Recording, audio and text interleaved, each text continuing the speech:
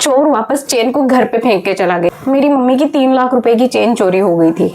हमने चोर को पकड़ने के लिए एक गेम खेला, तो कहीं ना कहीं हमें भी पता ही था कि इन्होंने ही चेन चोरी करा है। क्योंकि आज मेकअप करते करते मैं आपको एक स्टोरी बताने वाली हूँ। मेरी मम्मी की गोल्ड की चेन चोरी हो गई थी आज से करीबन 11-12 साल पहले। तो मैं उसी की स्टोरी आपके साथ में शेयर कर रही हूँ बिकॉज इसकी स्टोरी थोड़ी अजीब है। क्योंकि चोरी तो बहुत लोगों के साथ होती ही है, लेकिन जो चेन हमारे घर से चोरी हुई थी उसको चोर वापस फेंक के चला गया था। तो चेन को क्यों वापस फेंक के चला गया या फिर हमने उसके साथ क्या क्या किया, यही पूरी स्टोरी में मैं आपको बताऊंगी कि क्या क्या हुआ था, कैसे हमने वो चोर को पकड़ के निकाला। तो हुआ यूँ था कि 11-12 साल पहले मेरी मम्मी ने कोई गोल्ड की चेन पहनी थी। तो मम्मी की आदत थी कि वो रात को अपनी जो गोल्ड की चेन है उसको निकाल के या तो अपने पिलो के नीचे रखती थी या फिर अपना जो मैट्रेस है उसके नीचे रख देती थी। और क्योंकि हम गाँव से बिलोंग करते हैं तो गाँव में आपको पता होगा कि शाम के टाइम में कुछ लेडीज़ है वो एक दूसरे के पास आती है बातें करने के लिए। तो मेरी मम्मी के पास में भी हमारे पड़ोस में से 1-2 आंटी है वो आती थी बात करने के लिए। तो फिर एक दिन मम्मी ने चेन को निकाल के पिल्लो के नीचे रखा और नेक्स्ट मॉर्निंग देखा तो वहाँ पे नहीं मिली। और फिर मम्मी ने मेरे भाई को नहीं बताया कि वो फालतू में टेंशन करेंगे। तो मम्मी ने धीरे धीरे करके पूरे घर में ढूंढ लिया, उन्होंने सब जगह ढूंढ लिया, लेकिन मेरे भैया को नहीं बताया। फिर 2-3 दिन निकल गए, उन्होंने पूरा घर छान मारा, फिर अब मेरे भाई को बताया। तो मेरे भाई ने भी मिल के वापस पूरे घर में ढूंढा। हमने लिटरली जो भी रूम में जो भी चीज़ें थी सब बाहर निकाल के एक बार का और पूरा रूम चेक किया हमने, यहाँ तक कि पूरा बेड हटा के वहाँ से और साइड में रख दिया। फिर भी चेक किया लेकिन वो चेन वहाँ पे नहीं मिली। तो हमें कंफर्म हो गया कि वो घर से किसी ने चुरा ली है।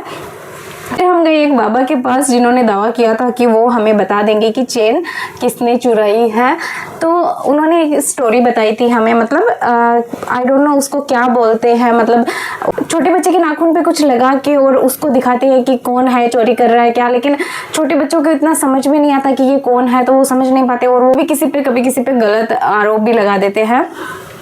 तो हमने वो ट्राई करा, लेकिन उसी से हमें थोड़ी बहुत सक्सेस मिली थी कि वो जो आंटी थी जो उन्होंने हमारे घर से चेन चोरी करी थी वो पक्का खबर रख रही थी कि इन के घर पे क्या चल रहा है, ये कहाँ ढूंढ रहे हैं, कहाँ, सब कुछ वो खबर रख रही थी, वो पूरी खबर रख रही थी। और कहीं ना कहीं हमें भी पता ही था कि इन्होंने ही चेन चोरी करा है, क्योंकि जिस दिन चोरी हुई थी उस दिन और कोई घर में आया नहीं था। तो हमें उन पर डाउट था, लेकिन हम उनको जाके ऐसे तो नहीं बोल सकते ना कि हमारी चेन दो या फिर आपने चेन चुराई है डायरेक्टली, तो उनको बोल नहीं सकते।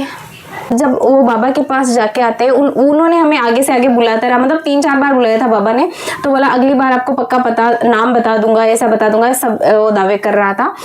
तो मेरे भैया को और हम सबको कंफर्म था कि वो जो आंटी है उन्होंने ही चेन चुराई है डेफिनेटली। तो हमने चोर को पकड़ने के लिए एक गेम खेला और हम उसमें सक्सेस भी हुए। मैं क्या करा कि हम सबको एक्टिंग करने के लिए, जब वो आंटी वापस घर पे पूछने के लिए आई कि क्या हुआ, क्या बोला बाबा ने ऐसा कि आपकी चेन कब तक मिल जाएगी, तो आपको एक्टिंग करना है कि अब जब हम मंडे को जाएंगे 2 दिन बाद तो वो पक्का बता देंगे कि चेन हम किसने ली है। और तो मंडे को जब हम जाएंगे तो वो पूरा हमें प्रूफ दिखा देंगे कि ये चेन किसने ली है। और उनको पता चल गया, मतलब बाबा को पता चल गया कि किसने ली है, लेकिन उन्होंने हमें 2 दिन का टाइम दिया है कि या तो वो इंसान है ना खुद ही चेन, शायद उसका मन बदल जाएगा, शायद सॉरी बिंदी हटाना भूल गई, तो जो चोरी करी है जिसने उसका मन बदल जाए और वो डायरेक्ट हमें लाके चेन दे दे। तो हमने जो चोर आंटी थी उसको ऐसे ही बोला कि अब हम जब मंडे को जाएंगे तो वो हमें बता देंगे क्लियरली कि किसने चेन चुराई है। तो उसके बाद आंटी थोड़ा घबरा गई, जैसा हमने सोचा था वैसा ही हुआ। तो वो आंटी हमारे जो गेस्ट रूम में बैठी हुई थी, तो हम लोग सब अंदर चले गए थे, वो अकेली वहाँ पे बैठी हुई थी, जहाँ पे चेन चोरी हुई वहीं पे बैठी थी, मतलब बेड थोड़ा साइड में था और वो सोफा पे बैठी थी। और भैया को ना कंफर्म पता था कि वो है ना चेन को वापस रख के जाएगी, मतलब कंफर्म पता था भैया को। तो ना जैसे ही वो आंटी है ना वहाँ से हटी, मतलब वो जैसे ही वो हमारे गेट से निकली थोड़ी देर बाद में,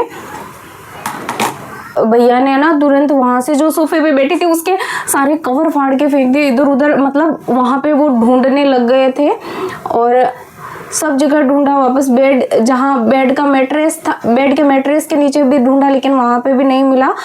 और उसके बाद मेरे भैया ने थोड़ा मतलब, क्योंकि वो आंटी की हाइट थोड़ी ज़्यादा थी, तो उनको लगा शायद कहीं ऊपर इधर उधर रख दिया हो, तो उन्होंने क्या किया, सोफ़ा के जस्ट ऊपर मेरे पापा की जो तस्वीर लगी हुई थी उसके पीछे वो आंटी चेन रख के चली गई थी। और भैया को पहले डाउट था कि ये आज रख के जाने वाली है, तो उन्होंने ना सब जगह ढूंढने के बाद में वहाँ पे तस्वीर के पीछे देखा तो वहाँ पे चेन पड़ी हुई थी।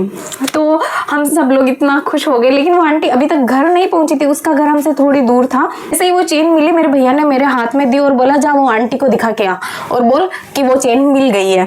तो ना मतलब मैं दौड़ के गई, मतलब वो आधे रास्ते ही पहुंची थी, अपने घर पे भी नहीं पहुंची थी, और मैंने जाके उसको रोका और बोला कि देखो हमारी चेन मिल गई है। तो वो थोड़ा शॉक्ड हो गई कि इतनी जल्दी कैसे मिल गई, क्योंकि फिर तो उनको भी पता चल गया कि इनको शायद मेरे ऊपर ही डाउट था, इसलिए मेरे उठते ही चेक किया होगा, या फिर मैं तो अभी अभी रख के आई थी, इनको कैसे मिल गई।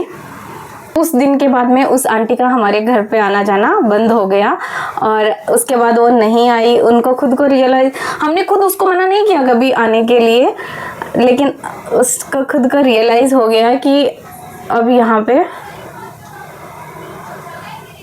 उसको खुद को रियलाइज़ हो गया कि अब यहाँ पे मेरा नहीं चलेगा कुछ भी, इसलिए उसने खुद ही आना घर पे बंद कर दिया। और वो काफ़ी सालों से हमारे घर पे आ रही थी, और फिर हमें पता चला कि जो हमारे घर पे छोटी मोटी चोरियाँ हो रही थी वो किसने चोरी करी, और फिर हमें सब पता चला। लेकिन सच बताऊँ, एक टाइम पे वो मेरी मम्मी की बेस्ट फ्रेंड थी, लेकिन अभी मेरी मम्मी उससे ढंग से बात भी नहीं करती। तो ये थी मेरी मम्मी की गोल्ड चेन की स्टोरी, जो मुझे काफ़ी टाइम बाद ऐसे ही बैठे बैठे याद आई, तो मैंने सोचा मैं आपके साथ में शेयर करती हूँ, क्योंकि हम सबके साथ में कोई ना कोई ऐसी घटना हुई रहती है जिसको हम बाद में याद करते हैं और हंसते हैं कि यार हम कितने बेवकूफ़ थे जो लोगों पर इतना विश्वास करते थे। वीडियो अच्छा लगा तो वीडियो को लाइक और चैनल को सब्सक्राइब ज़रूर से कर देना, और मिलती हूँ आपसे नेक्स्ट इंटरेस्टिंग वीडियोज़ में। तब तक के लिए बाय।